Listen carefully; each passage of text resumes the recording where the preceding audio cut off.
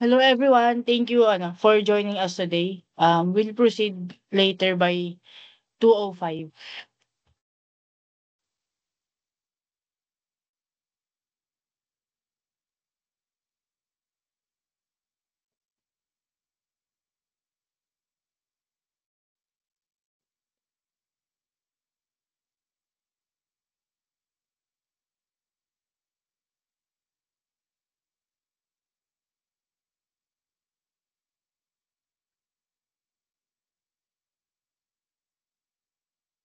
Products with improved sustainable impact.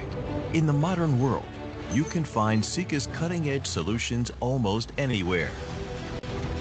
Be it in building projects, critical infrastructure, transportation solutions, or renewable energy sources.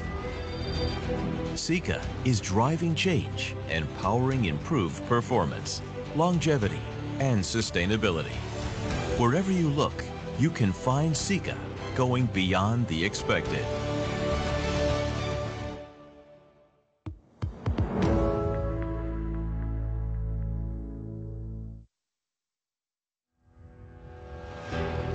For years, Sika has been pushing the construction and automotive industries forward, developing automation, increasing digitalization, and creating products with improved sustainable impact. In the modern world, you can find Sika's cutting-edge solutions almost anywhere. Be it in building projects, critical infrastructure, transportation solutions, or renewable energy sources.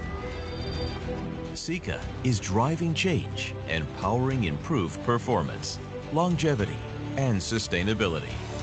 Wherever you look, you can find Sika going beyond the expected.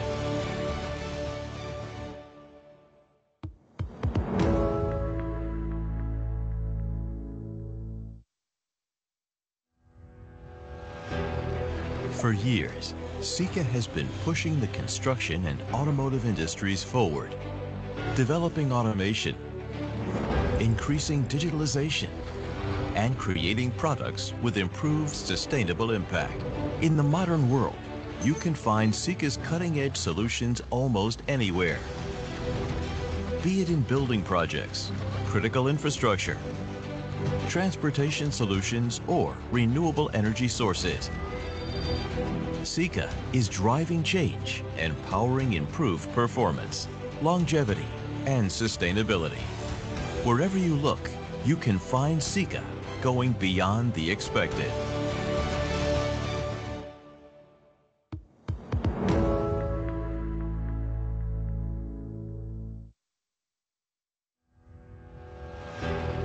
For years, Sika has been pushing the construction and automotive industries forward, developing automation, increasing digitalization, and creating products with improved sustainable impact. In the modern world, you can find Sika's cutting-edge solutions almost anywhere. Be it in building projects, critical infrastructure, transportation solutions, or renewable energy sources. Sika is driving change and powering improved performance, longevity, and sustainability. Wherever you look, you can find Sika going beyond the expected.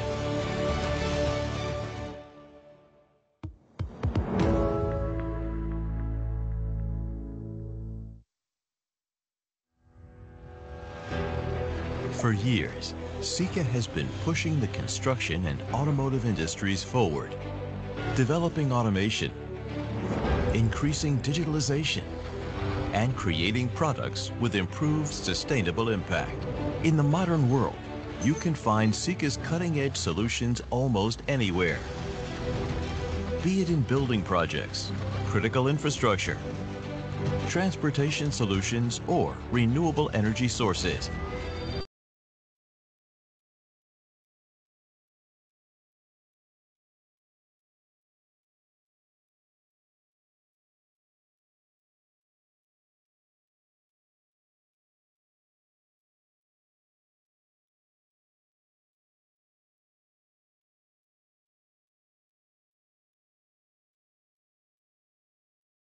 Yes, hello, good afternoon, everyone. Just to check, can everyone see the presentation?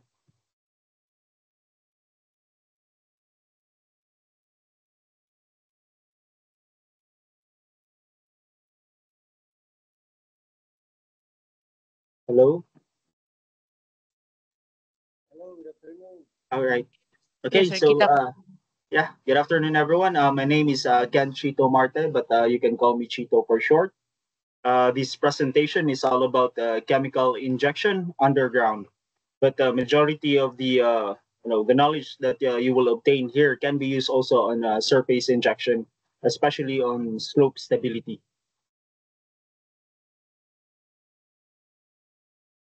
So yeah, let's start. So first, what is injection or grouting?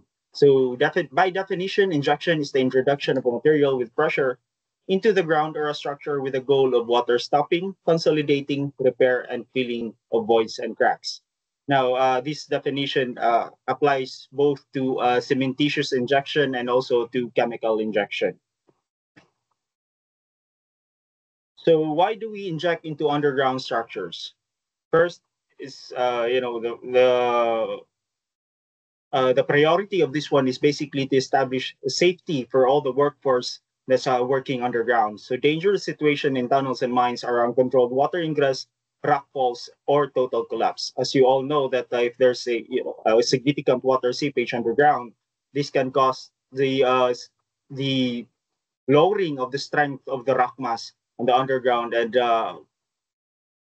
it will result to rock falls, landslides, and some safety incidents that could happen. So yeah, risk are ground collapses associated with or without water ingress, immediate flooding, injuries of tunnel workers, and damage underground structures and equipment, especially when you're working with electrical equipments and you have significant water seepage. This can cause hazard to the working force underground. And another thing that the company is looking, why do we inject underground, is the cost. So pumping water is costly, especially if you have significant water seepage in underground. You need to pump out those water in order to proceed with the work.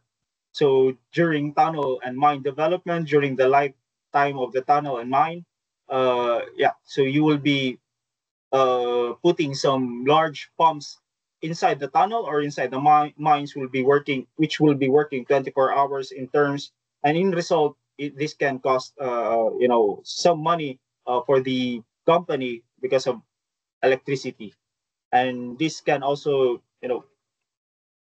reduce development rate because you can't proceed with the underground, especially with some working areas where it's flooded.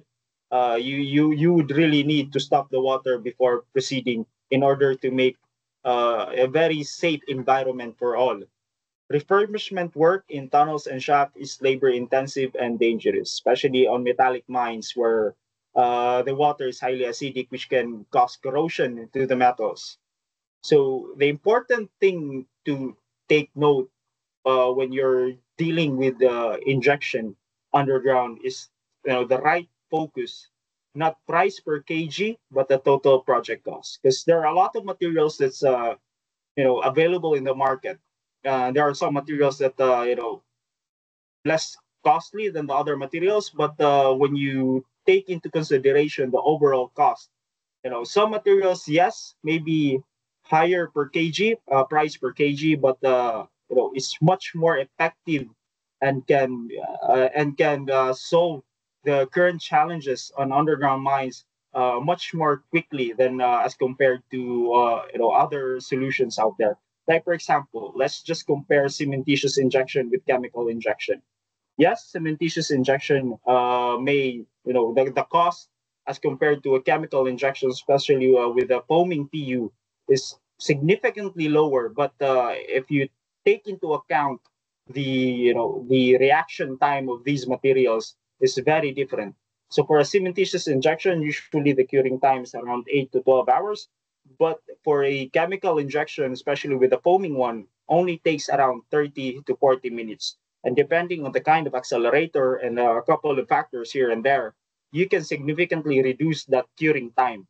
So the right focus is not price per kg, but the total project cost, basically. Because when you're driving a tunnel or where you're doing when you're doing mine development, sometimes the time during rehabilitation work or stopping the water, this can incur also cost to the company. The standby time, project delays.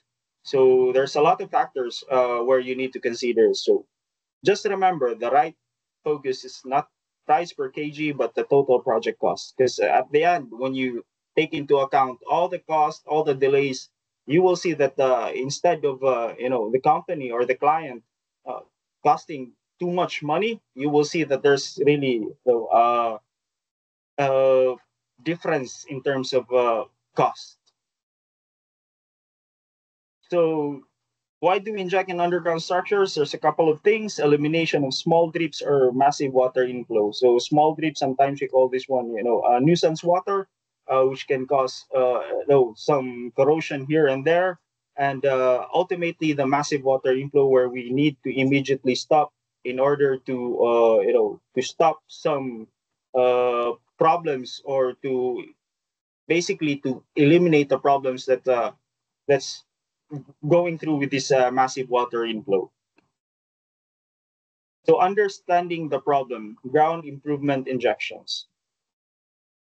So before we select a product, these are the things that you need to consider when you're selecting a product. So you would need to know if can it penetrate into the crack.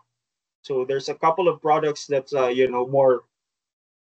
more viscous, and then also there's some products that have a higher, a lower reaction time but cannot penetrate further into the rock mass. The hardening system, will it work at low or high temperature? Though this is not a problem here in the Philippines. Bonding strength, will it adhere with high enough tensile strength? This is also very important. Setting time, can it be adapted to my needs?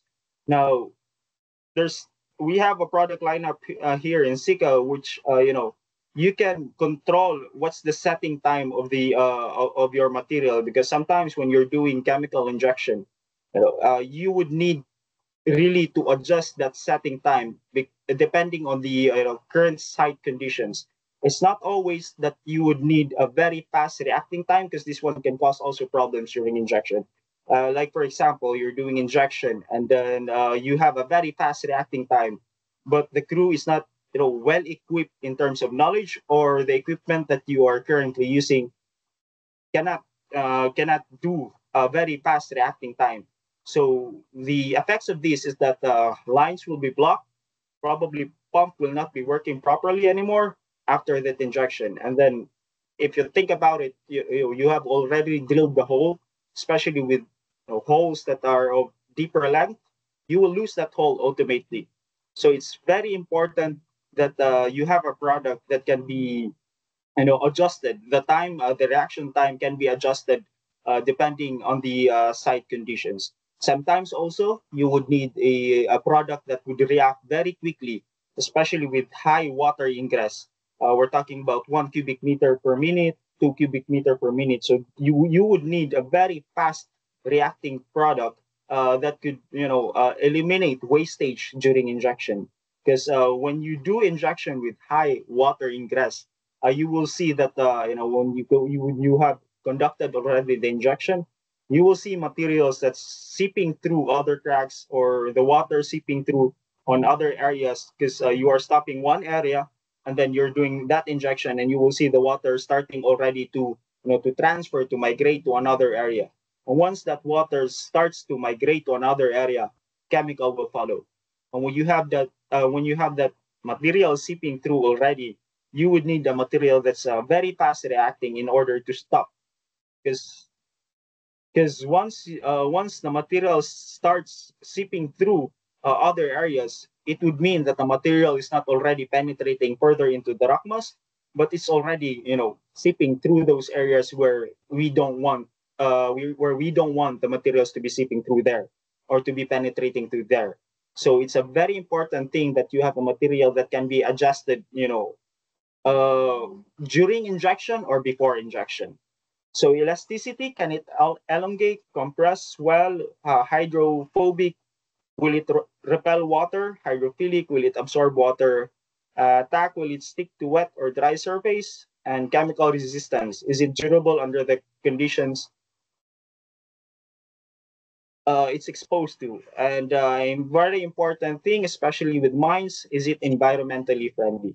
Because when you're working underground mines, you would need to know that the water will be pumped out outside the mines into the surface. So when you're dealing with chemical injection, you're dealing with large, sometimes large volume of material. And when you have a material that's quite hazardous to the environment, it would be a big problem with the company, especially when you're doing water inspection, water quality inspection. It will reflect. So it's important also to note that when you're choosing the material, it's best that you check with the environmental department or with the with a personnel that's will check if this is environmental friendly or not, in order to avoid environmental issues in the future. So when do we inject in underground construction? Sometimes we conduct ground consolidation. This may not necessarily mean that there's a water ingress, but it would mean that ground condition is typically weak. So conditions vary from site to site, from hard and compact rock to a soil-based or heavily fragmented substrate. Sometimes during these conditions, we tend to inject cementitious product. But if we would want also a fast reacting product, depending on the on the project timeline, there's also some materials that can do fast reacting without the foaming reaction. But take note, when you rule of thumb typically for chemical injection, the faster the product reacts, the more expensive it is. But you will see also the benefit of this one because as compared, like I said before, as compared to a typical cementitious injection where you have to wait 8 to 12 hours, this one usually can react already. Full curing time is around 30 minutes to 40 minutes. But you need to take note that this also comes at a price. Overburden pressure and rock stress distribution create load on the rock strata and tunneling lining. So this can lead to roof sinking, rib movement, floor heaving, and tunnel collapse.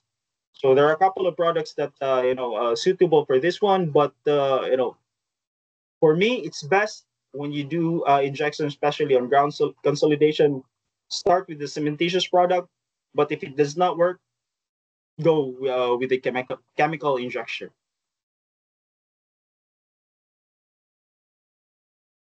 So sealing against water and gas ingress via entry cracks in the surrounding rock, anticipate and deal with before an excavation. Repair and renovation, damage or erosion of existing tunnels also needs repair and renovation. So sometimes in tunneling, subways, uh, excavation have already finished. You have already applied shotcrete, and you will notice that due to the ground changes as you are tunneling, you will see that there's water seepage already. So during this one, I would call this one a post excavation injection. During this time, depending on the on the amount of water that's seeping through the rock, you would probably choose chemical injection for this one. This one will be further explained on the succeeding slides. And void and cavity filling. So can occur in mines or tunnels, needs to be stabilized using lightweight foams, injected remotely in a controlled, safe manner. So you have two options here for void and cavity filling. You have chemical also, and you have also cementitious. We have some products that can basically make a mortar lightweight by introducing air to the mixture. So yes, this can this will take much longer time for the curing, but lower cost. But if you want a very fast reacting void filling, you also have some options for chemical injection. So injected remotely in controlled and safe manner. So when you're doing void filling, especially with chemical injection, you don't want to inject this one, in a fast manner, because as you know, when you're dealing with chemical injection that is, has a foaming capacity, this generates pressure. And when you're injecting large pressure of a large material, a large volume into these voids in an uncontrolled manner, instead of solving your problem, you would create more problems. Because if you're not checking, you know if you don't have the theoretical calculated volume of the void that needs to be filled, and you're just injecting uncontrollably the material, you will see that this one generates pressure. And sometimes when the pressure is too much, it will do some damage onto some rock structures, especially when you have already an existing concrete or shotcrete. You will see that cracks will show up because of the pressure, of the large pressure that you have injected. So important thing to remember when you're doing void and cavity filling is always to check the pressure, and always check the volume that you are injecting, as to not create any more problems. Because when we do injection, we are solving one problem, we're not creating another one. So basic rule of thumb uh, for any injection is always to check the volume that you are injecting, and always check the pressure when you are doing injection. So any questions that you have, as we go on through these slides, please do ask them, because I will answer them to the best of my capacity. So the main areas of use for injection in underground and construction mining, as I have explained earlier: ground consolidation, water stopping, void filling, and repair injections. But for these slides, on the succeeding slides, we will be focusing on water stopping.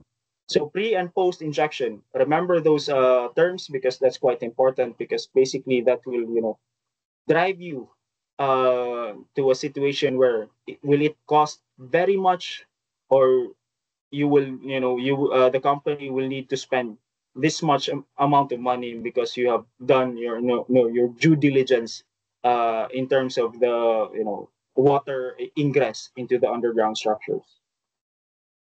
Some slides also here can be uh, could be for void filling, because of this the foaming capacity of the material. So methods of injection. This is quite important for me personally. This is quite important. When you're dealing with a tunnel, or where you're dealing with the mines, that there's expected water ingress. So you have a tunnel excavation. Pointer options. So this is your tunnel. This is the face, and you're driving the tunnel towards here. Now there are two types of methods for injection. We have pre-excavation and post-excavation. So when we talk about pre-injection, in front of the tunnel face, the important thing to note here is planned and executed before excavation. Creates a protective bulkhead between the workers and the water zone. Now, why?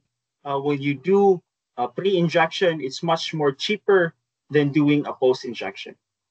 So when you're doing a pre-injection, the rock mass is still intact. So, in result to this, you can inject more pressure, and you will see that you have less wastage of the material. So when you're doing pre-injection, usually you can go with with a cementitious product, because you can drill with this one 9 to 10 meters, no problem, because the material is not fast reacting, and you can inject this one at a higher pressure. Probably the only downside to this is the equipment that you will be using. So usually, grout mixers are of bigger sizes, but in terms of the total cost, is much cheaper really. And this one has a higher chance of success as compared to post injection. Because always remember, when you're doing pre injection, you have conducted the injection, you have not yet made any changes to the ground conditions at all. So this would mean that you don't have large cracks, large openings, voids where the material will be seeping through, and you can control the water ingress that's currently seeping through a couple of drill holes and some valves. So when you do a pre-injection, it's much more easier to handle, much faster to complete as compared to a post injection. Because post injection, basically, you have driven already the tunnel, or you have driven already the drive. And this one basically means that you have a lot of openings already, a lot of cracks, a lot of areas where the water will be seeping through. So this would mean that when you have a tunnel, you have water leaking through the right shoulder, to the left shoulder, probably on the ground, and where the water will be seeping through is where the material will be seeping through also. So when you conduct a post injection, basically what I could advise is you would need a very fast reacting material of this one, and also a foaming one, because when you're injecting, like take for example, we will be conducting a cementitious injection for a post injection. You will see that the material will just be will be washed out. Even though you'll be doing a water to cement ratio of lower value around 0.2, 0.25, but you would be starting around 0.3 as just to do a lubrication of the whole injection. But you will see that majority of the material will be washed out.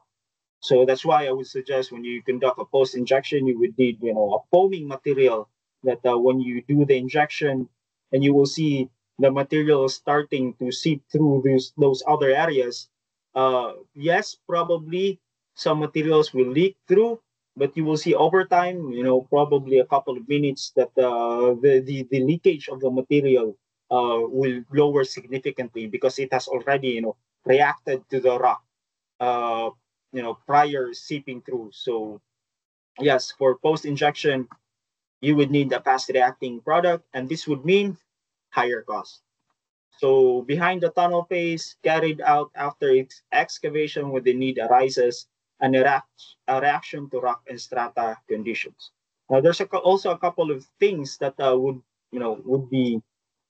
affect during injection when you conduct post injection. So think of it as a tunnel being driven already. You have your underground supports already. Uh, you have already some infrastructures present there, and you have some water seepage. So when you do injection, there's a high chance of shotcrete, of the material depositing through the gaps of the rock mass and the shotcrete. So this would mean that there's a higher chances of this material when it starts to foam, it will push your shotcrete. So that's why it's quite there's a lot of things to consider when you're doing post injection, a lot of things to check when you're doing post injection. So that's why for me, personally, if you can do pre-injection, do pre-injection. Uh, the way that you will know if you will conduct pre-injection is that when you drive a tunnel or when you drive a mine, it's a best practice really to conduct this probe drilling. So for example, you're excavating 3 meters per advance or 2.5 realistically per advance. You would want a drill that would extend probably 2 advances, 3 advances more, so that you will not conduct the probe drilling every time you advance. So this would mean that you have the prior for the team to advance, you have already checked the ground condition if it's wet or dry. So when you can check that if there's water seeping through the hole, the team will already know that okay, once we excavate this one, there's a water there's water expected to seep through already. So then you can do pre-injection. Cementitious is the best. It's the best solution for this one. Probably you will lose a shift, but once you drive the tunnel, there's if there will be some water seepage, it will be it will significantly be reduced already. But if you will not do a probe drilling, 9 meters I think is enough. 6 meters, yes. But if you don't do probe drilling and you will encounter water, this will cause delays. First delays, and then further delay, because normally chemical injection materials is not always present here in the Philippines, in the country. You would need to order this one abroad, and you would have that lead time. So that alone have caused already the project some delays. So important to note, if you can do pre-injection, do pre-injection. Post-injection is the last resort. So for the four main UGC injection technologies that we currently have, we have some cementitious grouting systems, you have microfine cement, you have mineral grout, colloidal silica, you have polyurethanes and polyurea silicates and acrylates. So for the remaining of the presentation, we will be talking about polyurethanes. So these are two components, with tailored properties achieved by controlling curing systems or used to solve more complex challenges. So polyurosilicate resins, our majority of this one is used on TBM projects. So acrylic resins are used on a much softer ground conditions, where you don't want the foaming to affect the ground conditions that you have, because when you have a very soft rock or probably soil, you don't want the foaming ones to react and to push those materials away, because in that case you are not eliminating the problem, you are not eliminating the challenge, but you are creating more problem. So that's why it's best prior to injection is to choose the right material. This one can be done through site inspections, geologic ground conditions reports. This one can also be checked. So those are the things that you would want to take note prior to choosing the right product before doing the application. Because yes, you can have probably a very good product, but if it's not the right product for the condition or for the challenge that you have, you would not be solving anything, but you will be creating more problems in the future. So what are the enemy in tunnel development? So challenge, unexpected large amounts of water. I will not get into this more. This was explained already earlier. So working method to resolve the problem. So now on this slide, we are talking about already post-injection. So rapid reacting and foaming chemical resins. That's what you need. So injection system which react very quickly in contact with water and produce a high volumetric foam expansion. So the product that we currently have here in the Philippines, which is Sika Inject 275, it can react to water, and also it can consolidate without without water presence. So why you need to know this? Because when you are doing injection, it's not always that the material will be seeping through the cracks where it has water. So sometimes it will be seeping through and depositing onto the cracks and crevices which doesn't have water, or which the water has not penetrated there yet. So why you need to know this? Because when you're stopping an area where where you have water seepage, normally the water will transfer to another area. So when you have this material that instead of foaming, it will just deposit there and fill those cracks and crevices, is basically preventing the water from transferring to an area where you don't want. Sometimes I would like to call this chemical injection as basically water management, really. It's not always possible to stop the water totally, but it's quite possible to stop the water from seeping through the areas where you don't want water to be there. So it's a very good product where you have once it encounters water, it foams. So basically to stop the water immediately, and also a product that it seeps through cracks and crevices, basically consolidating the ground conditions that you currently have, and preventing future seepages of the water, thus ultimately making the job more successful in terms of water management.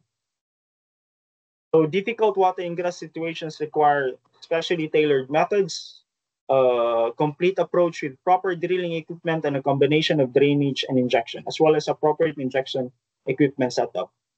So this basically means that even if you have a very good product, but if you don't have a crew or if you don't have a technical, applicator that's quite knowledgeable for injection, it will be a difficult application because it's not always when you have a water, if you, for example, for a tunnel, you have a water seepage here. It's not always that you drill where the water is. There's a couple of things that you would need to know: the angle of inclination for the drill, how many meters, depending on the kind of water seepage that you have, or the flow that you have. You would want that drill hole to be further away or to be closer, and also the current ground supports that you have, especially with split sets, where it's going to be quite a challenge when you have some split sets already drilled or installed, because these split sets have hollows inside. You have that hollow hole where water will already be seeping through. So it's going to be a challenge, and you would want a person that's doing the application that's quite knowledgeable in order to do the injection properly. And sometimes injection may take up to several stages. So you would do the initial injection, and then you will do the second injection, and sometimes you would do the follow-up injection. Basically, the follow-up injection is for those very small water drips that's have retained after the application.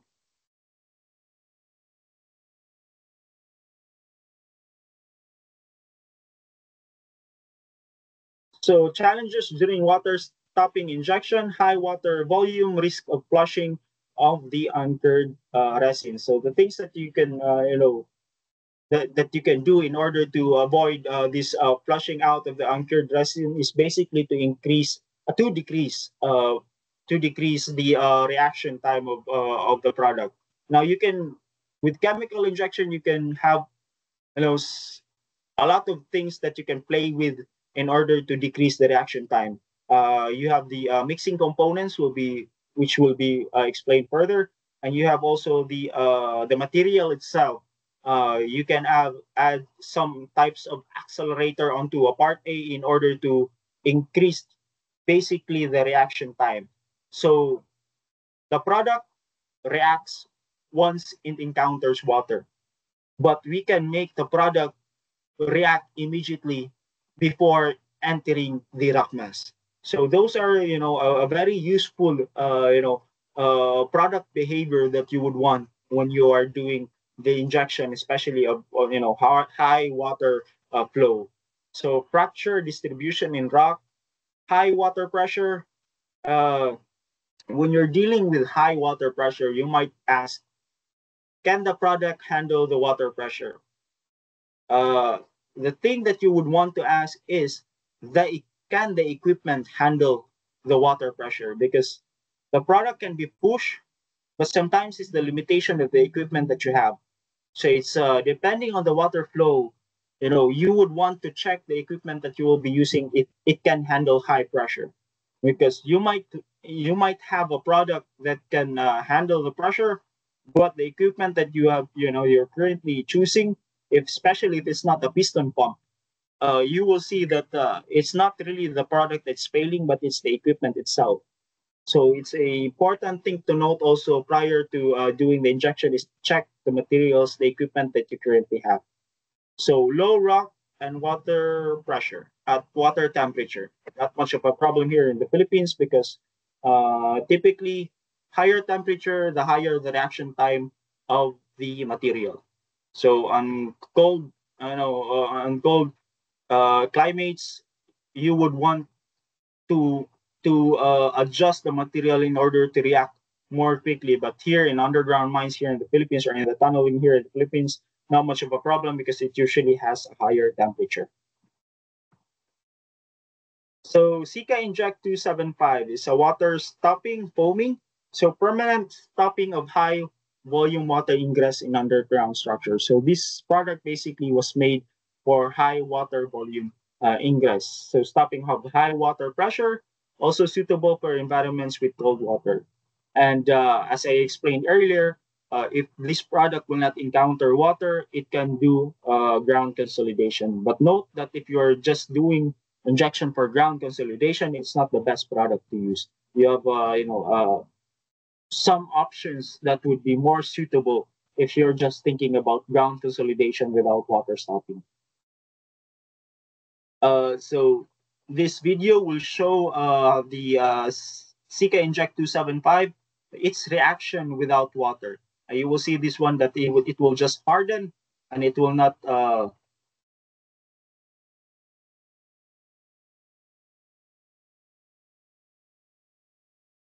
it will not foam.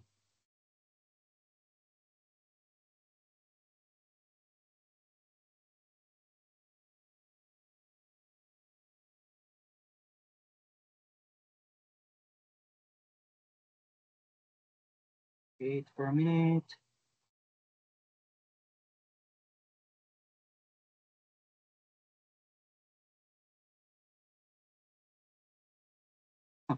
How do you stop this one?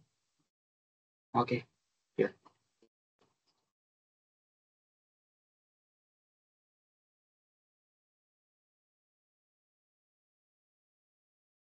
It's important also to note that usually for 2K components is a 1-to-1 ratio. So for the equipment you have, it's always it's a very good practice prior to application to check the equipment if it's doing a 1-to-1 ratio. Because the difference with volume in terms of volume for part A and part B can have some effects during application. It may not react properly, or the reaction time would take much longer, or the foaming, the quality of the foam would not be very good.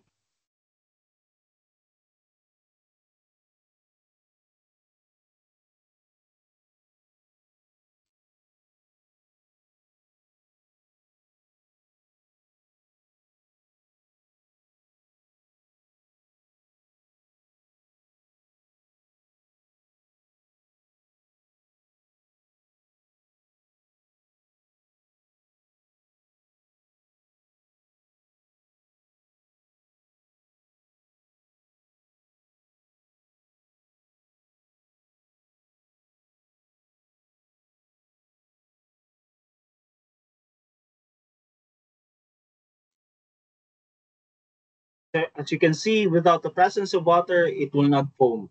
So this is what you want when you're doing the injection. So basically, this will stop water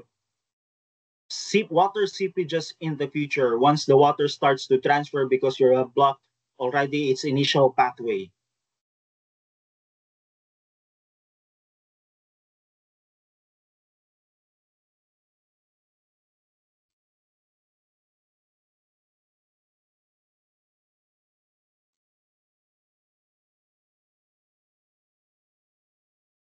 Now, this is the reaction of CK Inject 2755 with water. As I explained earlier, you can make the reaction much quicker, or with a higher reaction time. So this is basically showing and you can add water to part A up to 1% by volume in order to effectively make the reaction time much quicker.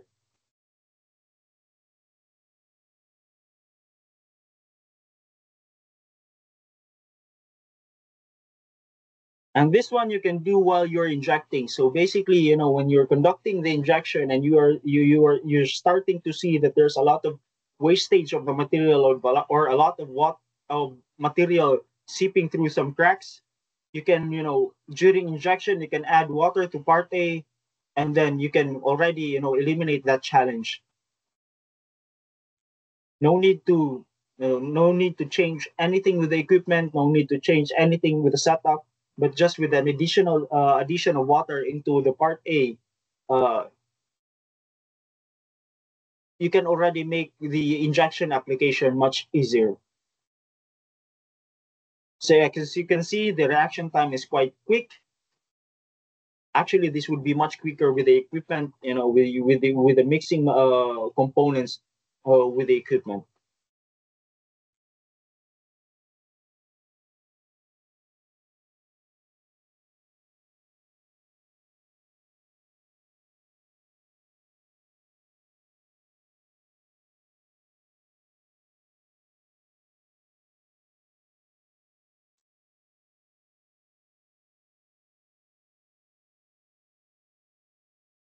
So that's the kind of reaction time, and that's the kind of foaming reaction that you would want when you're encountering strong water seepage on your areas.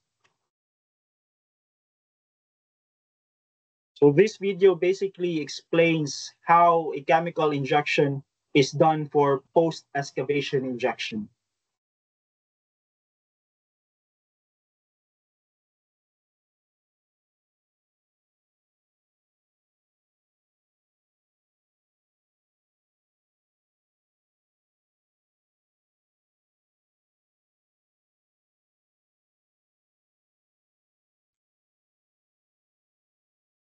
So you drill a hole, not directly where the water is seeping through, because you would want enough time for the material to react, and then you insert a packer or a borehole seal onto the hole,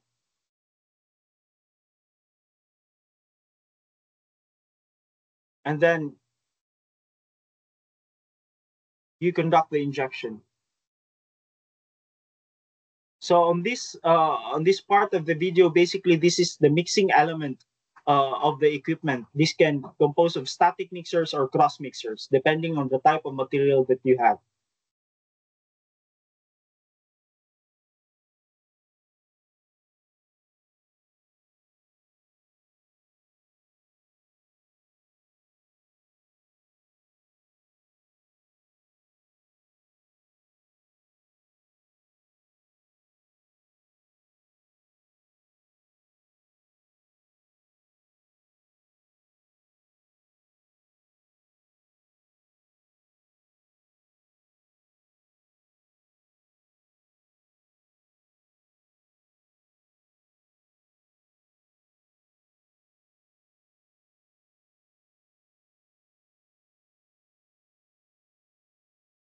As you can see, the injection application, is a very systematic way.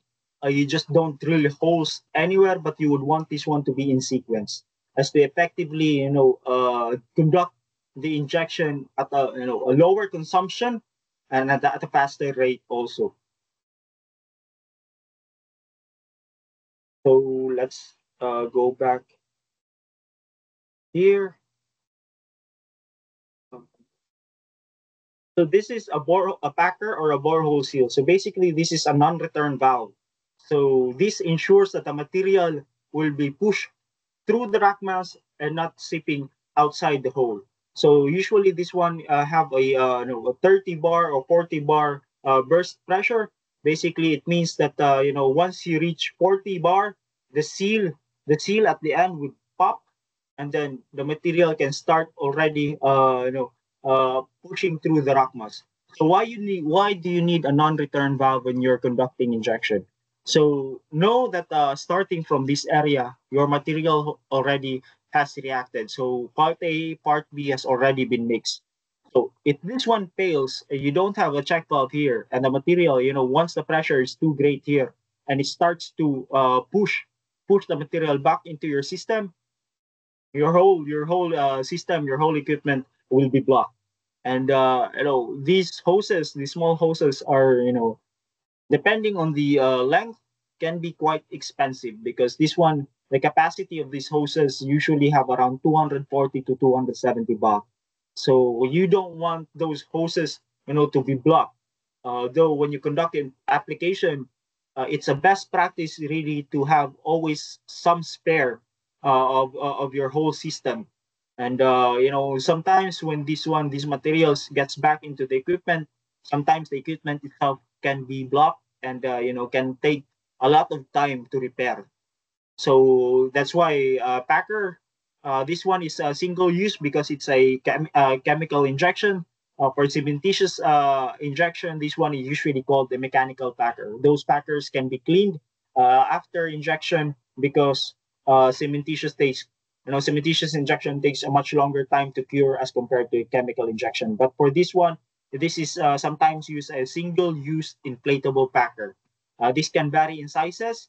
So when you think about the sizes of your packer or your borehole seal, it basically comes down to the to the drill size or to the drill bit that's currently on your site.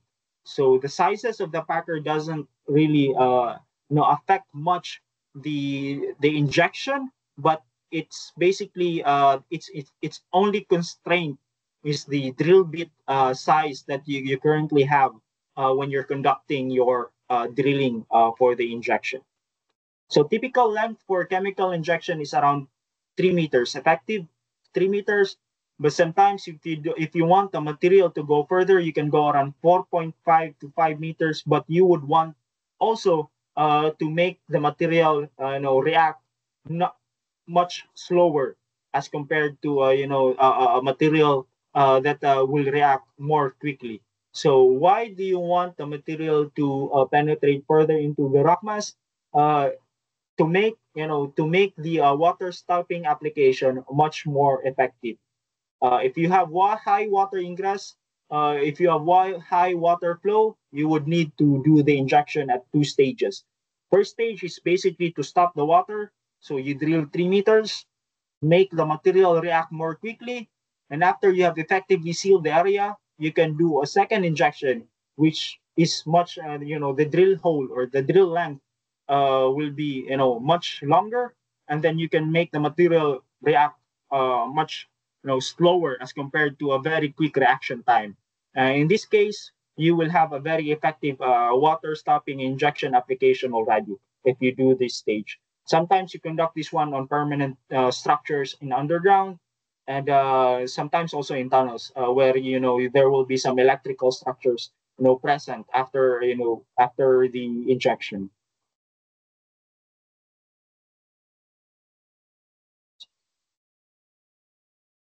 So post-injection water stopping. So basically, this slide describes how you would want to drill your hole, how you would want to do the inclination of your hole. So for low water inflow, the drill hole should always be above, the where the water seepage is. It may not be directly above, but when you do when you do the drill hole, it may be 1 meter away on the left or on the side, but it's always a good practice to drill it above the low above the water flow, because as you know, water flows from higher elevation to lower elevation. But if you have high water inflow, you will see that the inclination, is much more inclined, because basically this means that you give the material enough time to react before it encounters the water and pushing the material, away onto the face where it starts to leak. Because if you do the drilling and you have high water flow and you just do the drilling here, when you conduct the injection, you will see already probably after a few seconds when you conduct the injection, you will already see that the material flowing already or seeping through or some wastage of the material already. So that's why it's important when you do this when you do the drilling, it's also a very important factor when you do the injection, because you would want two things. You would want the drill hole to be inclined to give enough time for the material to react before it encounters the water.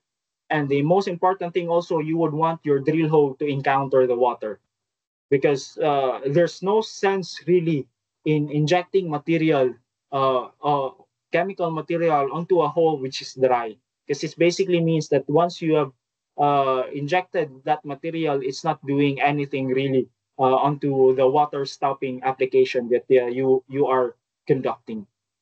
So again, two things to be reminded of: when you have high water inflow, you would want the drill hole to be inclined just to give the material enough time to react before it can encounter water and so it will not be washed out, and also the drill hole to intercept the water.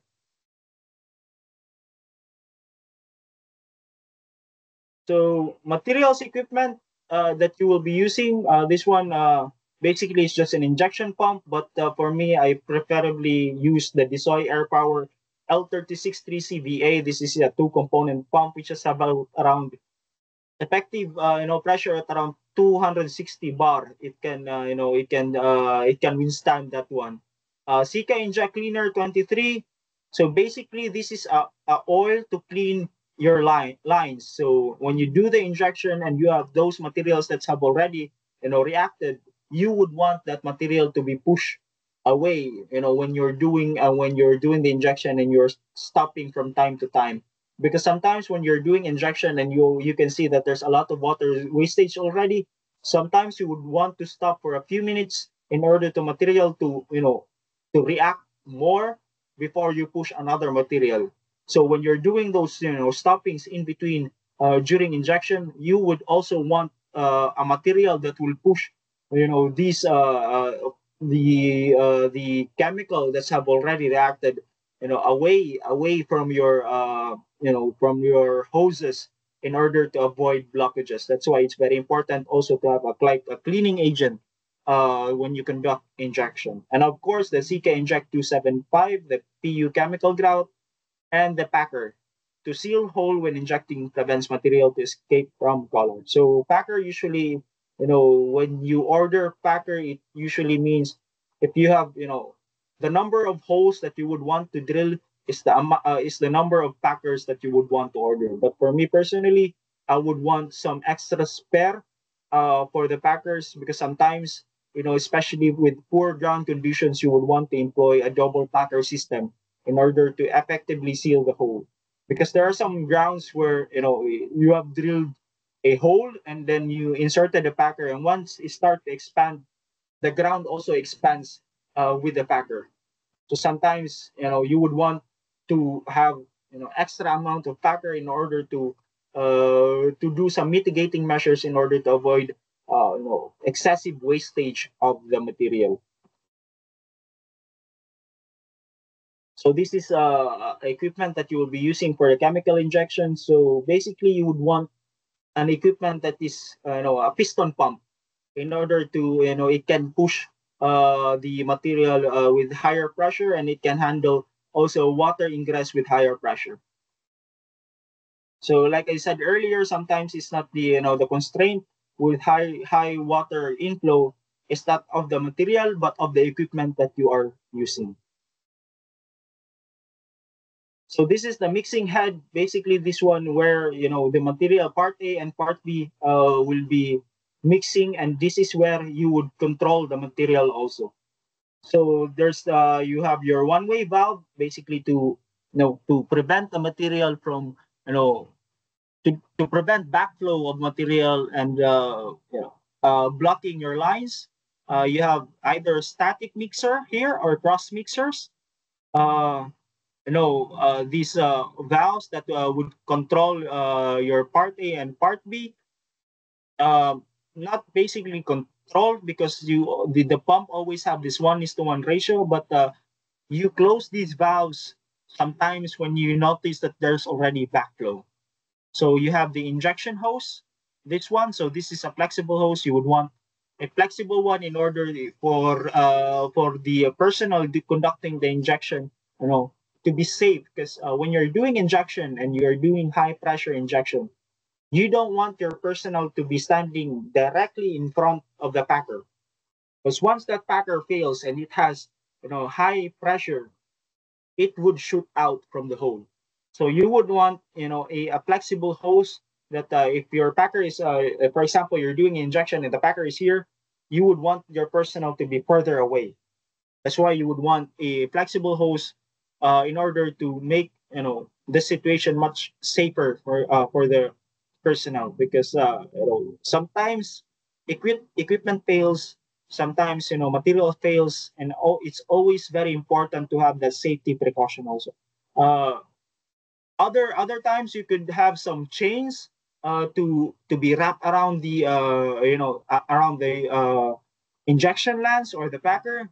But even if you do have those chains, it's a best practice for the applicator to not stand directly in front of those of the packer, because previous projects I've already experienced packer shooting out, especially with the mechanical packer when you're doing cementitious injection, where the expanding of the mechanical packer is basically, depends on the strength of the person of turning the mechanical packer. Sometimes it's not always constant. So I've seen some packer with lances that's been pushed and that shoot out away from the hole, and it's a very very dangerous situation. So the Packer borehole seal, so is this D38. Usually the number that's with the Packer, for example, this one D38, it basically means that the starting, hole size. So you would not want to go lower with 38 millimeters. But based on experience also, if the Packer is around D38, you would need, a hole that's much bigger than this, probably around 42 mm would be best, because sometimes D38, if there's especially with poor ground conditions, the packer will not fit even if it's 38 the whole size around 38 millimeter.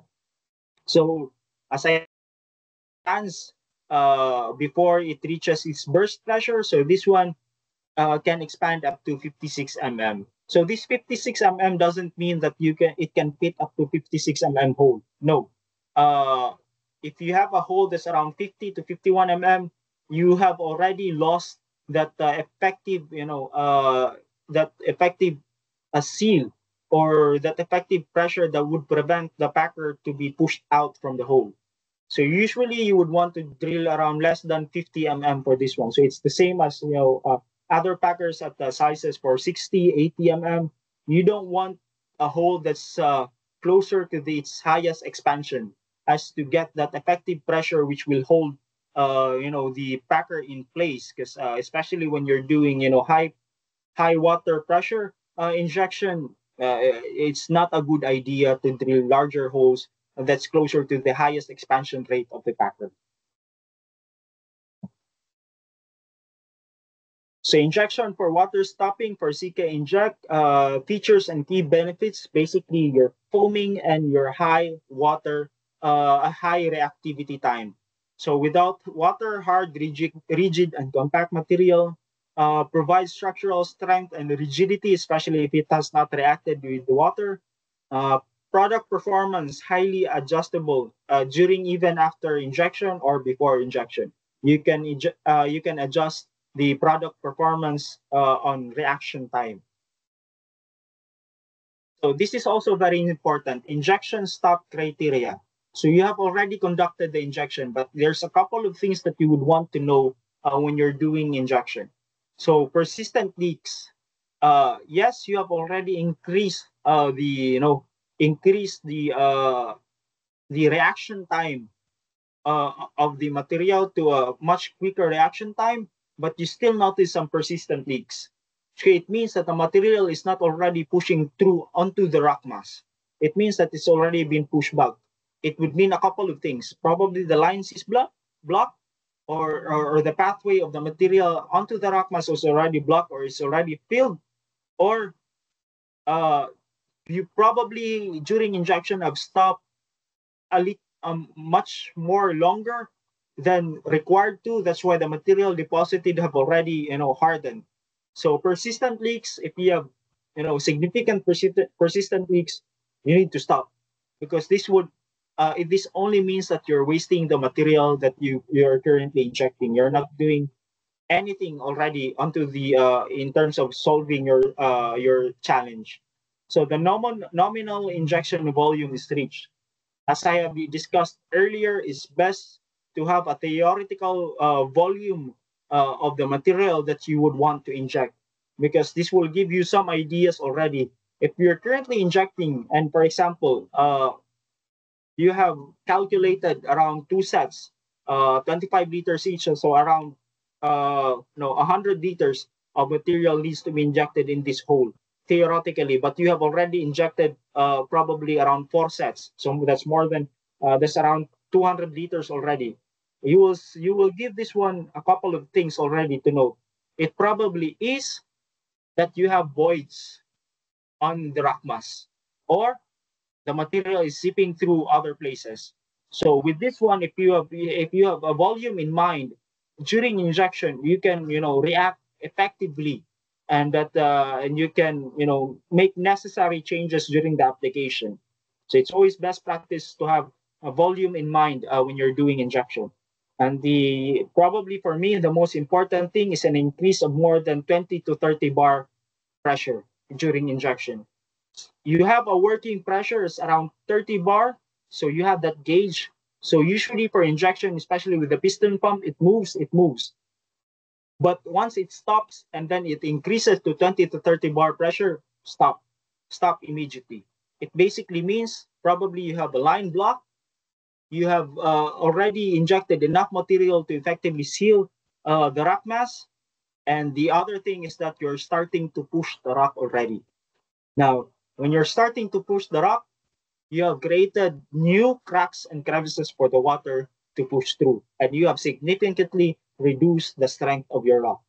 So that's why hand in hand, you need a volume in mind as to prevent sudden increase in pressure, because during injection, this increase in pressure happens rapidly because you have a foaming material.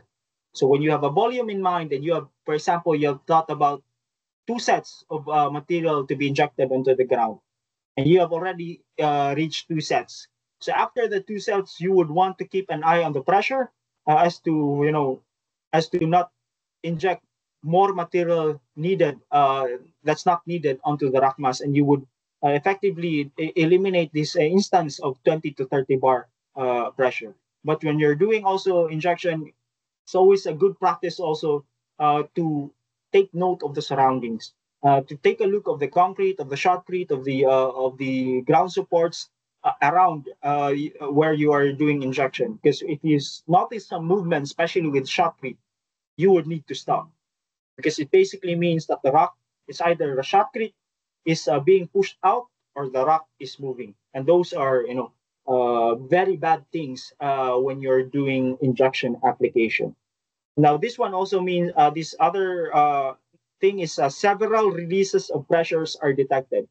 Now, what does this mean? So you have a pressure, it's probably around 30 bar. It increased to 40 bar, but it dropped. And then it increased to 40 bar, then it dropped. So basically, this means that the rock is already moving. So there are some, part of the area where you're injecting is already moving. So it means that once the pressure increases, the material is starting to push the rock, and then it drops, it has pushed the rock. So when you have several releases of pressure, stop immediately. So stop immediately, assess the area, assess the situation, do replanning. So those are the things that you would want to take note. A moving face, wall, or roof. Not much an explanation of this one. So once you see these things, so these are basically what you call a stop criteria. So once you see these things, assess the situation, stop the injection, because instead of solving the challenge that you currently have in terms of water ingress, you're creating more problems. You're not just increasing water, but you are lessening the strength of the rock that you currently have. Uh, so I would not explain much into this. So foaming, basically, if you have a material that foams, it generates pressures. So especially on confined areas, it generates much more pressure. So what else to be considered? Gas pressure and the area where you are doing the injection. Basically, the ground conditions. If there is any voids in the areas, if there's this is quite important if you have gap between the shotcrete and the rock mass. So those are quite a challenge really when you're doing injection. So your key takeaway: gas pressures from reactive resins can develop quite some forces. Distance to critical installation and supporting structures is essential. At best, work with experts that knows how to handle it, because you may have the right product, you may have the right equipment, but if you don't have a personnel that's quite knowledgeable in terms of injection, probably your injection application will not be successful. So always remember when you're doing, especially with post injection, don't think about the price per kg, but the total cost that you will incur for the whole application. Because you might see that in terms of delays, the time that you have conducted the application, the way the application, how easy it is, you will see that you have saved quite a lot of money as compared to going with a product with the lower prices, but with lesser chances of success. So injection packers, borehole seals. So this basically describes, the material once the packer has not yet expanded, it will retain the material inside the packer. But once the pressure has been achieved, usually around 30 to 40 bar, it will break that seal. But since it has a non-return valve inside the packer, it will retain that material inside the packer once it expanded, effectively having that seal around the whole hole.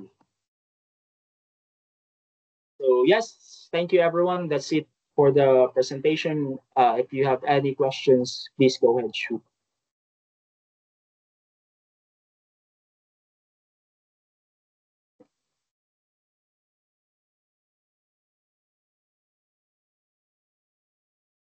Yes, go ahead, sir. Hi, sir. Good afternoon. Yes, good afternoon, sir. How we determine the volume of the injection foam to the So rock? usually, sir, you have this, rock factor. We have some certain, uh, some numbers in terms of how fragmented the rock is, and you also have this effective diameter of the material. So the effective diameter of the material, theoretically, for it to penetrate is around 2 meters around the hole. So depending on the type of rock that you have, the type of rock ground conditions that you have, you would multiply that one, and you will have the volume.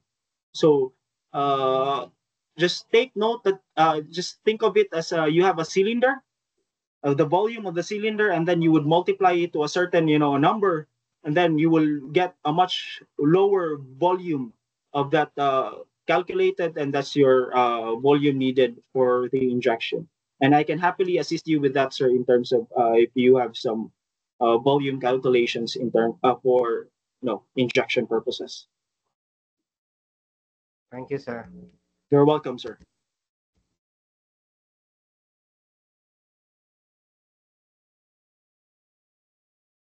Any more questions?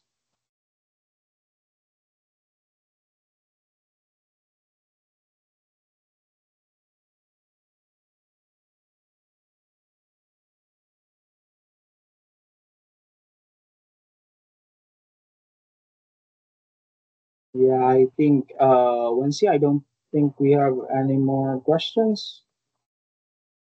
So yeah, my information will be provided. So if you have any further questions, even after this, presentation, feel free to email me, and I will happily assist you. In terms of what kind of injection, uh, you know, solution that would be quite effective with the challenges that you currently have. Because for Sika Philippines, we have conducted already several applications. Persistent faults with persistent leaks. Hmm.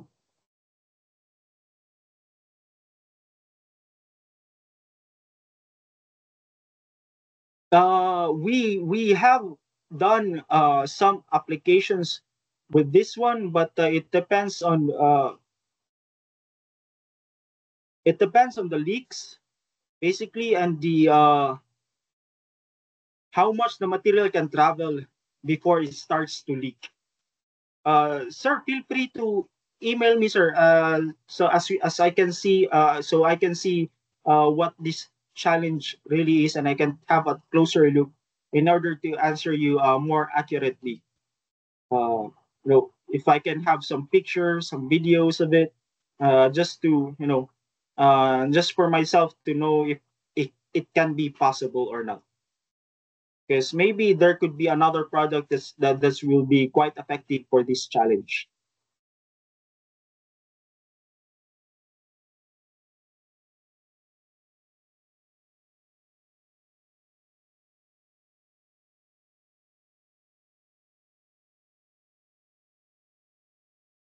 You're welcome, sir. So yeah, like I said earlier, we have conducted already several injections here in the Philippines. You're welcome, sir. So on hard rock mines, metallic mines, and also some slope stability for some surface areas here in the Philippines. I believe there's a certificate, sir. Yeah, there will certificate will be provided. So yeah, thank you everyone for attending the meeting. Feel free to email me for any further questions. Once. Okay na po, sir. Yun. Yeah. Thank you po, Thank you, everyone. everyone. Thank you for your time. Thank you, sir. You're welcome. Thank you. Thank you, Thank you, sir. sir. Thank you, sir.